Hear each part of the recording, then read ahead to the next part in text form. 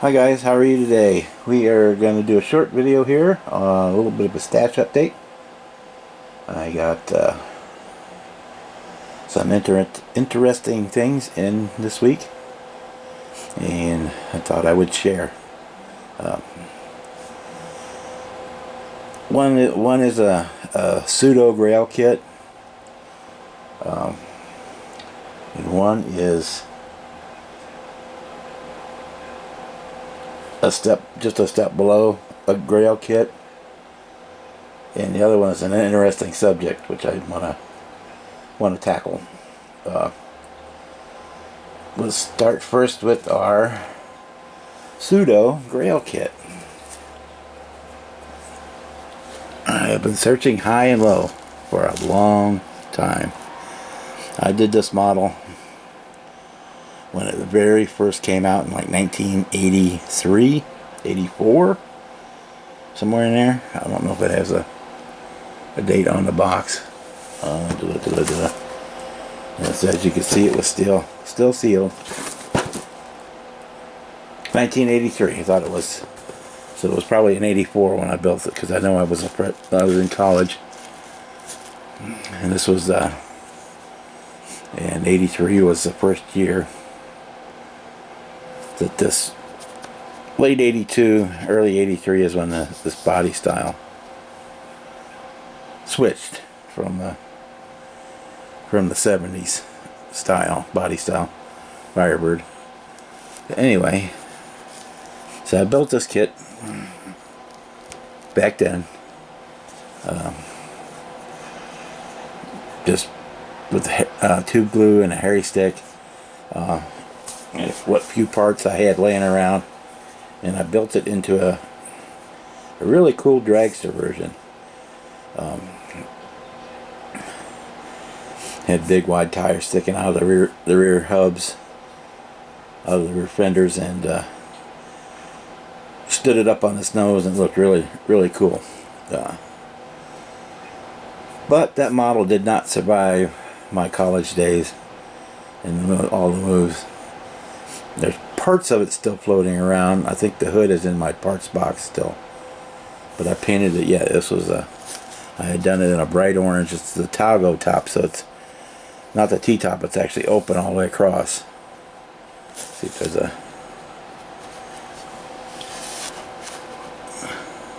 You can see there it's actually open all the way across, and this just has the little 305 V8 in it, and it was nothing super special. As far as the car went, like I said, this was the car that came out when I was like a senior in high school. I always liked it. I had a '77 Firebird, Formula Firebird actually, which was way cool. But when these came out, I really liked them. I liked the body style and normally the only other way you can find this early '80s Firebird or Trans Am is in the Knight Rider version with the light on the front, and that's not the one I had, so it's not the one I wanted. So we got that one. It's just going into the stash for now, but it will be built someday soon.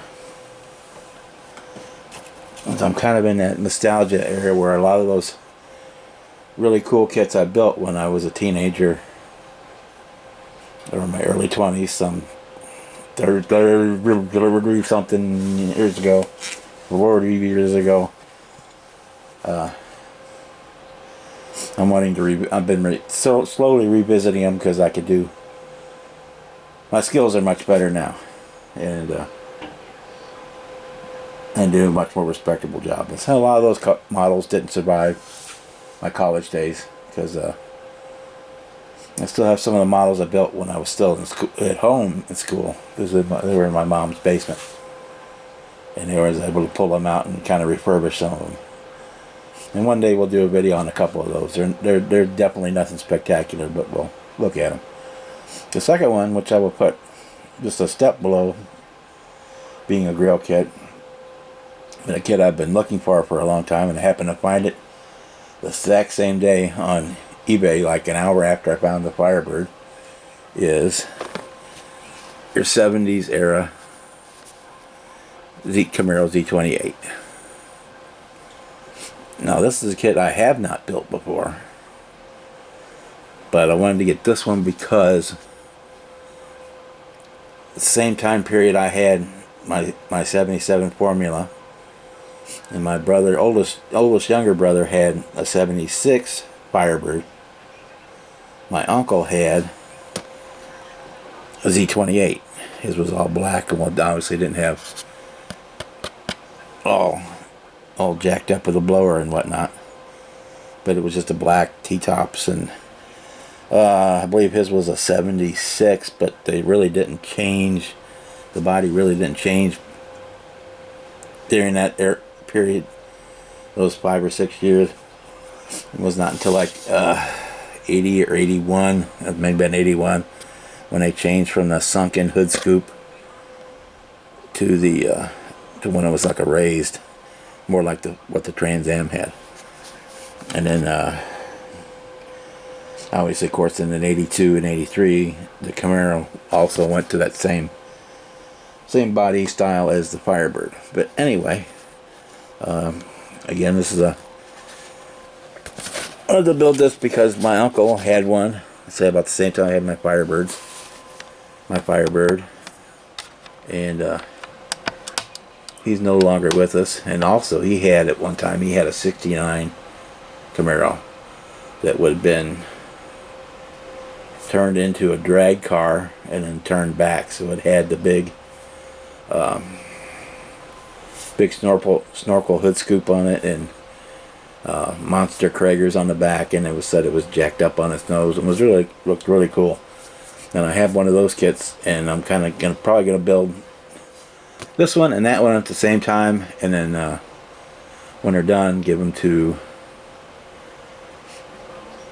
my cousins, their dad, because it was their dad's cars, and I think it'd be kind of cool. But so we're eventually gonna build these. The only thing I have to look for is this comes with decals for this copper color and decals to do a white one. It doesn't have decals to do a black one. So the striping and around the hood striping is the wrong color. On the black ones it was like an orangey, a red-orange color, and these are not that color, so I'm going to have to find a set of decals for the black to do that one. But so the first one was still sealed, and this one, the box is open, but the bags inside are all sealed up, so it's still basically a brand new kit. And I wish they would. I know they just re-released. I know the 81 Camaro just came out again, but and you can get all the 60s and early 70s ones, but those mid 70s are just not well represented anymore. The 78s and 79s. So those two, again, will be on my stash pile. Be built soon, but not imminently. I'm not sure if everyone's familiar with what a Grumman duck is. I don't have it handy to shoot a picture. I'll stick one in.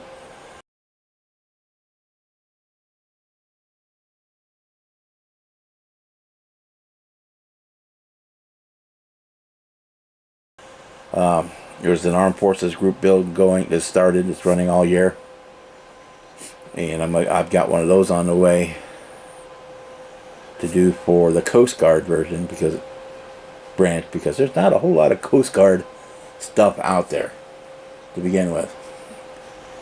You can get the Jayhawk helicopter or the Dolphin helicopter, or if you can find it, the Lindbergh patrol boat. I think who's it?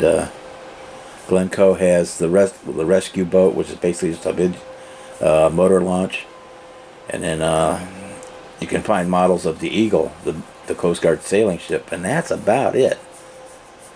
So I've got the J2F duck from Grumman. It comes with Coast Guard decals, so we're going to be doing that soon. probably not the next build, but probably a build or two, because it's not here yet. Third one we have. This is a really interesting one, for at least for me, because of the way the circumstances. We have, this is the model of the USS Pegasus PHM-1, which was one of the Navy's high-speed hydrofoils. It had ran on jet engines, and was capable of rock. I don't know if they still were doing harpoons. If it could do harpoons, but no, it could launch ship-to-ship missiles or ship-to-shore missiles. Had the gun and the whole works. But the reason this is interesting, for me anyway, is PHM-1 is the USS Pegasus. Well, PHM-5, her sister ship, is the USS Ares. And the USS Ares happens to be tied up about by road 9 miles from my house. By river, it's about 4 miles. It is docked at the USS Ares Museum in Gasconade, Missouri, which is about as far away from the Blue Water Navy as you could get. It was basically the Navy sold her for scrap, because it was all an all aluminum boat, and it was bought and brought here to go under cosmetic restoration to bring it up to be a museum ship. Let's say it's a U.S. Navy combat vessel, is about as deep in the center of the U.S., as far away from any ocean as you could get, and it's just a neat thing that it's there. And so I want to build this kit. It is, I think it's a 350th scale. I don't remember. 200 scale. 200 scale. You see, there's kind of what she looks like.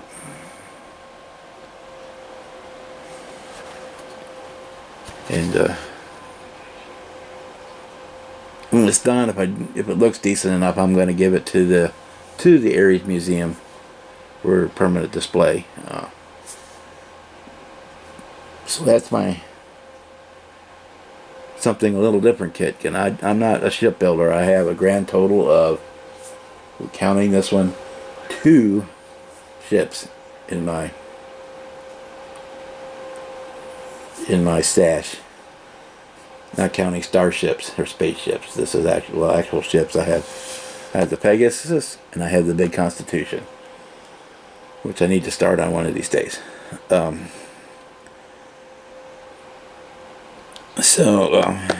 That's gonna be, I think it's gonna be cool when it's done.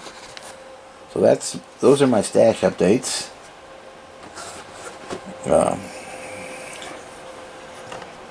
So here, raise this up a little bit. Thanks to Kenny May, he sent me a stencil so that I can make a wooden base for my starfighter with the Star Trek Delta Shield and Star on it. So that'll be coming soon, as I can get a nice piece of lumber, so we can get it ready to go. So that's coming soon. That's another update. And the last update I'm going to talk about is, adjust the camera again a little bit because of where we're going. Our Hot Rod Magazine inspired build, the Pro Street Fiero, is painted. It's got clear on it, and it is just about finished. We've got at the body. Say it's all painted and been cleared. Once the clear sets up, we will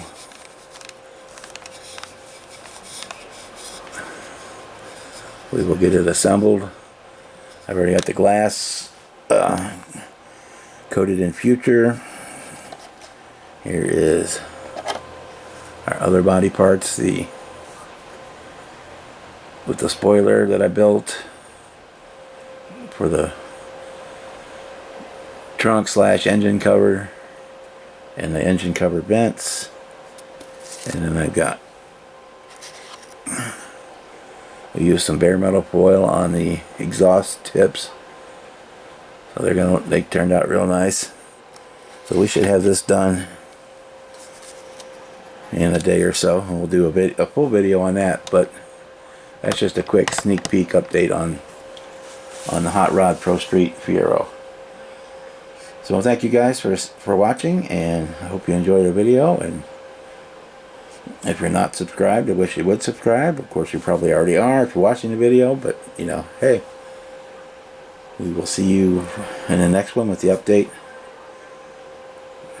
on this one. And on the subscription things, I'm very close to 900. When we hit 900, we will do some sort of a giveaway. I will have to pick something out, but it'll be something cool. I may do 2 or 3 small things, or I may do one big thing. It all depends on how I'm feeling then. But we're very close to 900, and once we hit that, and it stays there because, you know, YouTube subscriptions bounce up and down all the time. So once that's confirmed and steady that it reached 900, we will do a video and a giveaway associated with it. So again, thanks for watching, and we will see you in the next one. Bye.